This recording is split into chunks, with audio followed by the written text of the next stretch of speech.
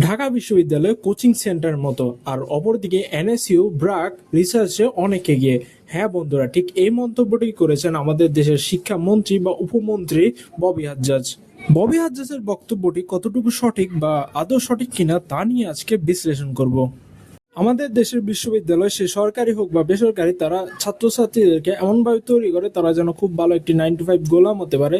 এছাড়াও তারা কোনো রিসার্চ বা শিক্ষার মানদণ্ডে খুব একটা উপযুক্ত অবস্থানে যেতে পারে না।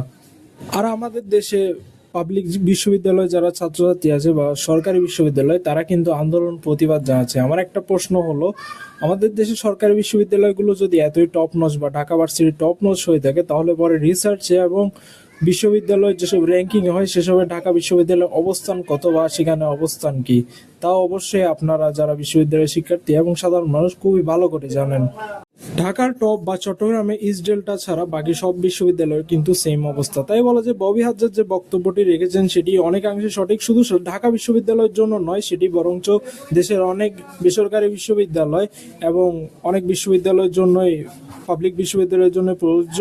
বলতে গেলে নর্থ সাউথ বা এআইইউবি, আইইউবি, তারা একটু সুবিধাজনক অবস্থানে রয়েছে, কারণ সেখানে চাপও আছে এবং টাকা পয়সা বেশি, তাই তারা ফ্যাসিলিটিস দিতে পারছে। অন্য বাকি যেসব বিশ্ববিদ্যালয় আছে তাদের অবস্থা কিন্তু খুবই খুবই শোচনীয়।